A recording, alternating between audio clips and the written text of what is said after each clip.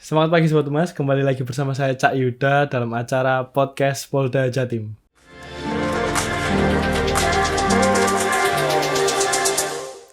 Sobat Humas, dalam rangka HUT Korpri yang ke-51, saya akan berbincang-bincang dengan seorang ASN Polri yang juga berprofesi sebagai seorang dokter. Nah, saat ini saya akan berbincang-bincang dengan Bapak dan Ibu dokter. Selamat pagi Bapak, Ibu. Selamat pagi Mas Yuda. Gimana kabarnya, sehat? Baik, sehat. Bapak sehat? Alhamdulillah sehat. Dokter. Monggo, perkenalan dulu Ibu. Selamat pagi Sobat Humas. Saya Dr. Andi Fani Suyuti. Saya bekerja di Rumah Sakit Bayangkara Samsuri Mertoyoso Surabaya. Saya seorang dokter umum. Selamat pagi Sobat Humas. Saya ingin memperkenalkan, saya Dr. Alexander Suryagung, spesialis bedah. Saya seorang ahli bedah di Rumah Sakit Bayangkara tingkat 2 Samsuri Mertoyoso Surabaya. Di bawah naungan Polda Jawa Timur gitu, Pak. Ya. Baik, Bapak sama Ibu nih. Jenengan ini kan seorang dokter nih, tapi juga seorang ASN Polri khususnya. Nah, ini gimana sih ceritanya kok dulu bisa udah kuliah dokter terus tiba-tiba jadi seorang ASN Polri juga gitu loh. Gimana dulu itu ceritanya? Memang dulu zaman saya itu sebenarnya saya ini bukan murni seorang PNS Polri dari sejak awal, Mas Yuda. Jadi zaman saya dulu, zaman baula mungkin ya. Saya belum lahir mungkin ya, Pak. Saya lulus dokter awal tahun 90 itu dari FK UNER ya. Meskipun saya aslinya orang Jogja tapi saya lulus merantau SMA, saya kuliah di UNER. Jadi saya kuliah di UNER, saya lulus. Waktu itu zaman saya itu langsung diangkat jadi pegawai negeri, Mas. Jadi langsung diangkat jadi pegawai negeri. Jadi kalau ndak mau bisa dikejar-kejar saya. Harus berarti dulu. Harus ya. Jadi waktu itu jadi pegawai negeri dan memang saya seawal saya memang seorang dokter umum waktu itu awal-awal dokter umum dari Depkes Pusat dari Jakarta. Kemudian saya mengabdi di Sulawesi Selatan itu di Kabupaten Wajo, kurang lebih sekitar 200 kilo dari Makassar ya. 200 kilo itu di sana saya kurang lebih sekitar hampir 5 tahun ya. Hampir 5 tahun, kemudian saya berkesempatan untuk saya melanjutkan pendidikan lagi di Rumah Sakit Dr. Sutomo untuk di program pendidikan dokter spesialis 1 bidang bedah. Jadi bedah umum, waktu itu bedah umum ya, bedah umum. Kemudian sesudah saya lulus, saya mendapatkan tawaran, mendapatkan kesempatan ya untuk mengabdi di Polri. Jadi sehingga saya merubah ASN Depkes saya menjadi Polri. Ya, jadi sekarang sebagai ASN Polri. Itu saja mungkin ceritanya, dongengnya agak banyak Mas nanti. Nah ini kan kalau dari cerita Dokter Alex nih, kalau dari Dokter Fani mungkin berbeda mungkin ini. Seperti apa? Saya sendiri dulu seorang anak polisi juga, tapi saya juga tidak tertarik untuk jadi pegawai negeri dulunya ya. Zaman waktu itu kan belum orang pada mau swasta ya. Nah, kemudian saya bekerja di Rumah Sakit Bayangkara Bojonegoro. Saya bekerja selama 2 tahun sebagai dokter PTT ya, untuk pengabdian, tapi dengan cara lain, makanya saya ada di kota kabupaten. Nah, di situ saya bekerja selama 2 tahun, ternyata ada penerimaan pegawai negeri untuk Polri. Jadi kami langsung masuk sesuai database. Yaitu kalau Tuhan sudah buka jalan, kita enggak. Dan itu rencana Tuhan. Kemudian saya diterima sebagai pegawai ASN Polri, Polda Jatim dengan cara database itu. Jadi tidak melewati tes. Jadi memang itulah, saya sudah pernah ikut juga tes untuk di kabupaten sebagai pegawai negeri, tapi saya juga tidak masuk, tapi memang harus masuk ke Polri kayaknya. Memang sudah takdirnya, sama seperti Dokter Alex, takdirnya jadi tadi. Cocok dengan ya Dok ya. pribadian ya. Tadi Bapak menyinggung tentang meminimalisir apa tadi Pak? Lupa. Jadi di sini saya itu kan sebenarnya saya seorang general surgeon ya. General surgeon itu dokter bedah umum ya. Minimal invasive surgery itu artinya kalau di bidang saya itu secara namanya operasi dengan laparoskopi. Laparoskopi itu artinya membuat irisan kecil yang masuk ke dalam perut, karena saya bidangnya di bidang itu ya, dalam perut. Kemudian apakah itu operasi usus buntu atau operasi batu empedu atau operasi hernia atau operasi usus lain atau operasi lever, itu dengan irisan kecil yang kita sambungkan melalui kamera kemudian ke TV. Jadi kita operasinya dari luar TV, Mas. Dari lewat monitor gitu ya? Lewat monitor TV kita operasi dari luar. Dan itu bukan suatu hal yang mudah. Karena kalau kita operasi itu kan kita tuh 4 dimensi, Mas. Kalau jenengan saya operasi, saya buka begitu kan, melihat secara, kita melihatnya melalui TV. Jadi dari 4 dimensi kita merubah menjadi 2 dimensi. Itu bukan suatu hal yang mudah. Itu mesti melalui proses pembelajaran. Dan itu sekarang, dulu zaman saya waktu saya pendidikan spesialis, saya belum mendapatkan itu. Tapi sekarang kurikulum yang terbaru itu sudah mendapatkan basic. Jadi secara dry lab dia mendapatkan, kemudian dia bisa mengikuti seniornya untuk magang.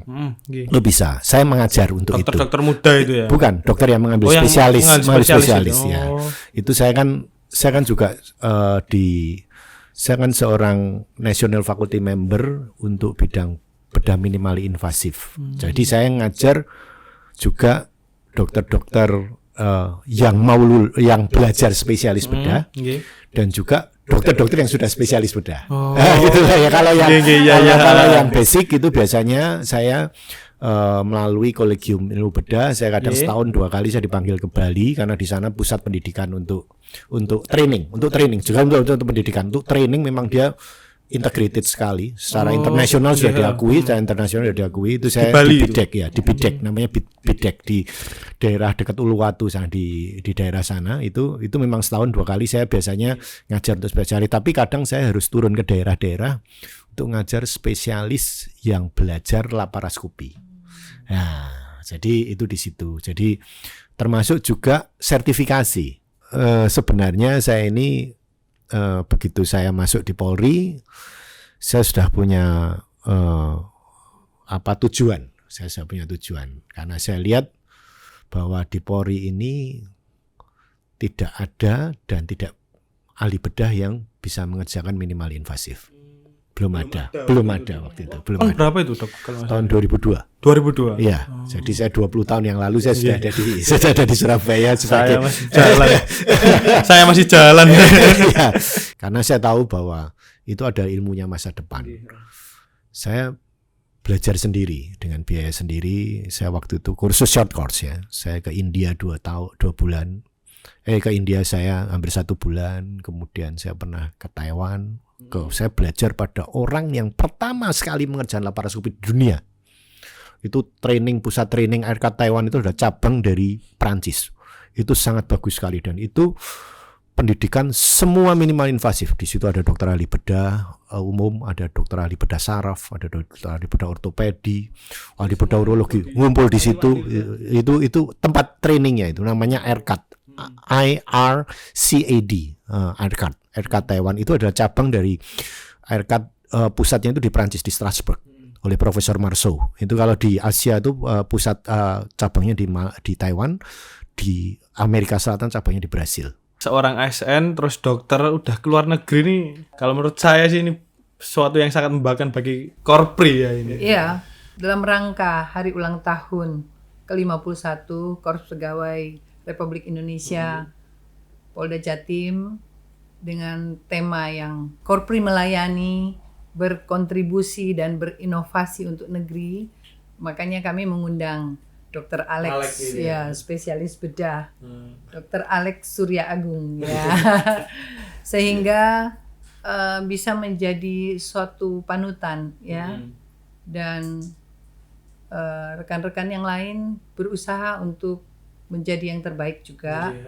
Beliau adalah salah satu yang terbaik dari ASN Polda Jatim, di mana beliau bisa bicara di dunia internasional ya. di Eropa, kalau di yang Asia mungkin sudah sering ya dokter ya. Iya, di Asia juga sudah ya. Ya, sudah sering saya tahu karena saya mengikuti beliau. Jadi itulah setiap orang itu memiliki kualitas, tetapi juga harus berusaha untuk terus menggali ilmu ya dokter ya, berusaha untuk mengembangkan pribadi. Setelah pribadi ini dikembangkan, kita juga mengembangkan institusi dan menjadi bergunalah untuk sesama, berguna untuk masyarakat, berguna untuk bangsa dan negara terutama ya dokter. Selaras lah ya, ya untuk kita juga ya, untuk masyarakat juga ya. Tapi berefek baik untuk betul. lingkungan. Jadi jangan memandang sesuatu itu untuk pribadi saja, tetapi juga untuk ya bangsa Indonesia. Jadi kadang-kadang orang berpikir saya hanya sampai sini, jangan. Tapi dengan acara ini kami mengundang rekan-rekan semua dari Korpri, Polda Jatim maupun Korpri di Indonesia untuk bisa berprestasi, untuk membawa nama baik bangsa kita, terutama seperti beliau ini, yang salah satu yang terbaik lah yang kami miliki. Dokter Fani, saya nanti kepala saya jadi hidrosefalus. Mas, panjenengan ngerti hidrosefalus? Hidrosefalus itu kepalanya yang besar ya, tahu. Saya cuma takut itu aja nanti. Dokter tetap bersyukur, tetap mensyukuri bahwa semuanya berkat dari Tuhan. ASN itu kan profesi berbagai macam disiplin ya. Saya senang sekali membaca tulisan polisi bukan sekedar profesi tapi juga sebuah jalan untuk mengabdi dari Bapak Presiden. Sebuah sama Mas, panjenengan sama saya sama. Ya, panjenengan seorang polisi ya toh. ASN, saya sebagai ASN sebagai seorang dokter ya toh. Pertama itu ya kita mengabdi itu. Itu kalau menurut profesi saya ada di situ. Dan semoga sampai saya pensiun pun saya akan begitu. Amin. Gitu. Amin. Itu yang karena kadang kita itu tidak tahu bisa sesuatu ada yang mengalihkan, ya toh. Nah itu tapi mengabdi itu adalah nomor satu. Mengabdi itu memang nomor satu. Gitu. Dan mengabdi itu Mas, itu secara agama apapun ya, itu sama, bahwa akan membawa karma yang baik. Ya toh. Baik itu bukan cuman, mohon maaf ini kok saya seperti motivator ya. Enggak apa-apa, Pak. Kan saya masih muda nih. Jadi biar saya termotivasi juga gitu. Bukan arti baik bukan untuk diri kita, tapi mungkin untuk keluarga kita. Betul. Untuk keluarga kita. Ya, saya bersyukur saya begini ini saya bisa. Mohon maaf Mas, saya ini ASN yang dengan anak yang banyak Mas. Anak saya 4 ya, anak saya 4. Ya, untung-untung aja sih. Mereka bisa mendapatkan kesempatan, ada yang dapat beasiswa di luar negeri. Jadi ada ya juga yang kebetulan anak saya nomor 3. Ini saya begitu bangga karena dia sebenarnya kuliah di Jakarta. Dia sekarang dapat beasiswa fully scholarship oleh pemerintah 1 semester di Belanda. Semua tadi saya katakan bahwa itu mengabdi itu tidak mesti harus melulu, tapi asal kita mau itu semuanya bisa. Baik Bu, untuk pesannya terhadap ASN Polri khususnya di wilayah Jawa Timur ini seperti apa? Di bidang kami kedokteran kepolisian, di mana kami bernaung di Rumah Sakit Bayangkara Samsuri Mertoyoso Polda Jatim, kami juga melaksanakan berbagai kegiatan-kegiatan, di mana kegiatan melayani pasien di rumah sakit, melayani kedokteran kepolisian di lapangan untuk membantu tugas-tugas daripada Polri. Demikian kami berharap semua rekan-rekan dapat bekerja dengan baik dan tetap semangat di lapangan dan untuk membantu tugas Polri dan juga untuk bangsa dan negara, untuk melakukan yang terbaik, untuk memotivasi diri, untuk belajar dan terus belajar sehingga mempunyai prestasi untuk memberikan semangat kepada ASN yang lain, kepada dokter-dokter yang masih muda, sehingga tetap terus bersemangat untuk melayani sesama. Dari ASN Polda Jatim, juga rekan-rekan bisa tetap berprestasi bisa tetap berinovasi di dalam bidang masing-masing. Semua bidang adalah yang terbaik. Jadi semua mendapatkan anugerah Tuhan untuk melakukan yang terbaik, baik di bidang IT, baik di bidang kedokteran, atau di bidang lab 4. Kami tahu ada teman-teman kami di sana. Jadi semua lini, baik dia di belakang meja, ya mungkin yang tidak terlihat, tetap bersemangat. Karena di balik itu juga kegiatan Polri dapat berjalan dari orang-orang yang di belakang layar. Jadi jangan berpikir bahwa kita tidak terlihat atau terlihat, tetapi tetap terus bersemangat. Terus melakukan inovasi diri, menjadi sesuatu potensi yang baik untuk memajukan ASN, Polda Jatim, dan seluruhnya PNS di seluruh daerah. Terima kasih. Baik dokter, untuk terakhir nih harapan dokter kepada pimpinan. Sebenarnya saya sudah berterima kasih bahwa Rumah Sakit Bayangkara ini berkembang pesat ya. Jadi atensi dari pimpinan itu sudah bagus ya. Jadi maksudnya terhadap kami yang bekerja di situ. Memang semua tidak ada suatu hal yang sempurna ya. Jadi kami menginginkan pada pimpinan itu bahwa ada skala prioritas.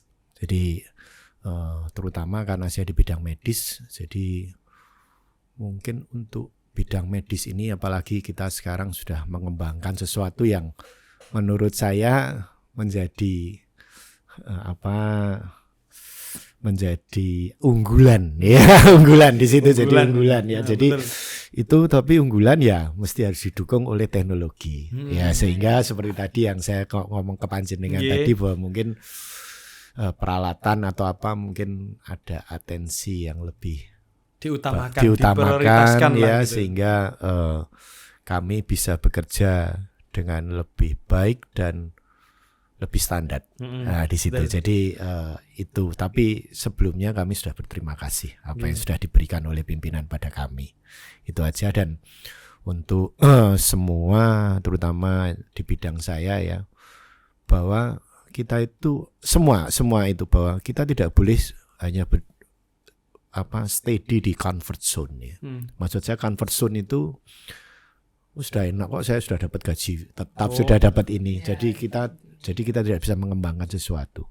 Kalau tidak. Kata anak sekarang zona nyaman. Nyaman ya, comfort zone itu kan kalau zona nyaman. Jadi tidak bisa. Jadi kita itu seorang ASN pun harus mengembangkan diri. Jadi jadi berinovasi. Jadi saya bisa menjadi dalam arti seperti sekarang bahwa saya ini karena saya punya tujuan untuk mengembangkan. Mungkin kalau saya ya sudahlah sebagai dalih berdasar coba kerja ya bisa saja Mas, bisa saja. Tapi kita tuh pengen kalau seperti di teori Maslow itu kan bahwa piramid itu kita ingin mencapai sesuatu yang aktualisasi diri ya. Aktualisasi diri itu kan termasuk menjadi seorang pimpinan terjadi itu kan di situ. Itu jadi tapi itu kan harus melalui jalur yang berusaha. Nah di situ jadi apapun itu suatu profesi atau terutama di ASN di tempat kita ini berusahalah untuk bahwa kita ini jangan hanya di comfort zone. Itu saja. Jadi kita harus mengembangkan apapun ya. Jadi di situ. Mungkin secara garis besarnya itu. Siap. Ya sebagai penutup saya ingin mengucapkan selamat dari ulang tahun untuk Korps Pegawai Republik Indonesia ke-51, terutama ASN di Polda Jatim dan jajarannya ya, kemudian dan juga khususnya pada kami di rumah sakit ya toh, bahwa semoga kita akan semakin lebih besar, kemudian kita juga bisa mengembangkan kemampuan kita sehingga kita akan menjadi lebih maju tidak kalah dengan negara lain. Itu saja. Ya, kita harus semangat dan kita harus selalu menjadi nomor 1. Baik, terima kasih Bapak, Ibu sudah mau bergabung bersama saya bincang-bincang terkait dengan ASN Polri, terkait HUT Korps Pegawai Republik Indonesia. Baik. Terima kasih Bapak Ibu. Terima kasih Mas Yuda. Salam sehat. Salam sehat. Terima kasih. Baik Sobat Mas, itu tadi bincang-bincang saya dengan seorang dokter Fani dan dokter Alex yang juga seorang ASN Polri. Nantikan video-video kita selanjutnya. Salam presisi.